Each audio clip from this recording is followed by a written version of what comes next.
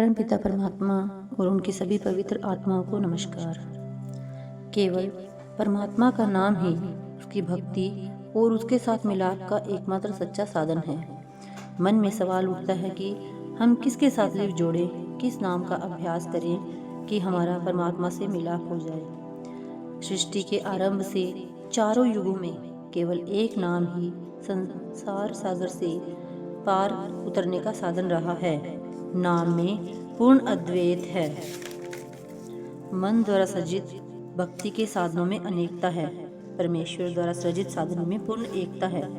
संपूर्ण रूहानियत इस आधार पर खड़ी है कि मन चाहे साधनों द्वारा परमेश्वर से मिलाप करने का प्रयत्न करना, तो उस सर्वशक्तिमान और सर्वज्ञाता प्रभु को चंचल एवं अज्ञानी मन के अधीन करने का यत्न करना है।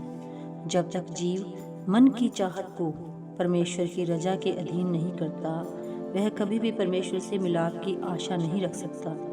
सृष्टि परमेश्वर की रजा का खेल है। उस दयालु और प्रेम रूप कर्ता ने अपनी रजा के अनुसार अपने साथ मिलाप का नाम रूपी साधन समान रूप से हर जीव के अंदर रख दिया है। जीव को मन मत त्याग कर गुरुमत के अनुसार लिव अंदर नाम से जोड़ने का यत्न करना चाहिए। सच्चे नाम से लिव जोड़ पाना बहुत कठिन है, परंतु यह सच्चा नाम ही हमारे जीवन का आधार है। जिसके हृदय में सच्चे नाम की इच्छा पैदा हो जाती है, उसको जन्म मरण के सब दुखों से छुटकारा मिल जाता है। परमात्मा और उसका नाम भी सच्चा यानी अमर अविनाशी है।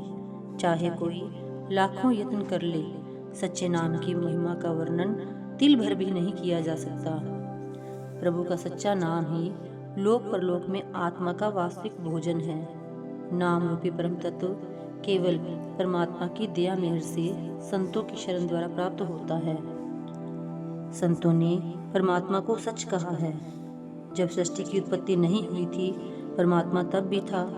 जब युगों का आरंभ हुआ, परमात्मा तब भी था। परमात्मा आज भी है और आगे भी सदा कायम रहेगा।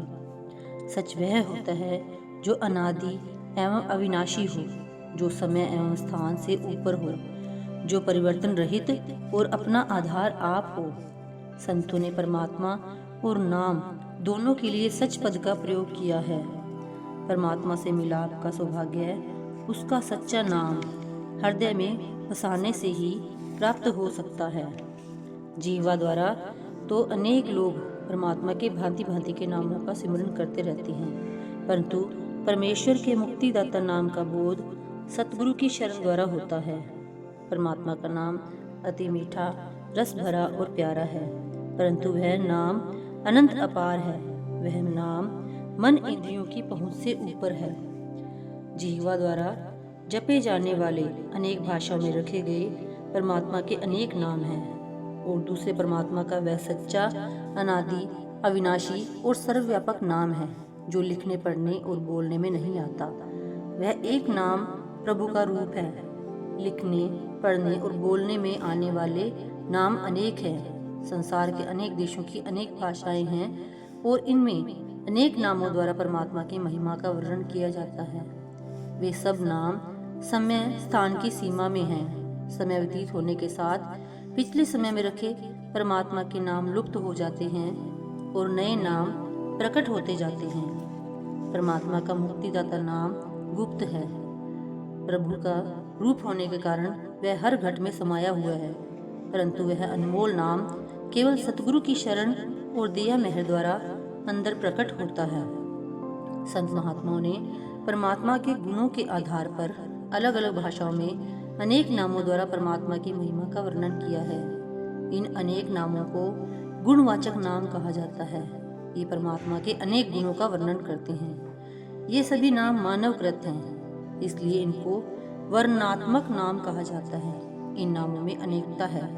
ये सब नाम समय स्थान की सीमा में है, परंतु परमात्मा का एक सच्चा नाम अनादि अविनाशी है। परमात्मा के सच्चे, अनादि और अविनाशी नाम का भंडार उस भाग्यशाली जीव के अंदर प्रकट होता है जिसके हृदय में उसके अनहद शब्द की ध्वनि गूंजनी शुरू हो जाती है। अनहद शब्द या परमेश्वर का अनादि एवं अविनाशी नाम आदि अंत से परे है। वह नाम परमेश्वर की तरह अनंत, अथाह और उसका बोध अंदर ही होता है। गुरु साहिब जिज्ञासु को सावधान करते हैं कि परमात्मा से छोटी कोई शक्ति कभी परमात्मा से मिलाप का साधन नहीं बन सकती।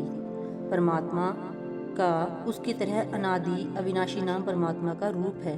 परमात्मा के गुणों एवं सिफतों के आधार पर रखे अनेक नाम हृदय में परमात्मा का प्रेम भरोसा पैदा करते हैं। ये सब नाम परमात्मा के एक अनादि अविनाशी और सच्चे मुक्तिदाता नाम से लिव जोड़ने की प्रेरणा देने के लिए हैं। ये परमेश्वर के अनादि और अविनाशी सच्चे नाम की जगह नहीं ले सकते। Thank you.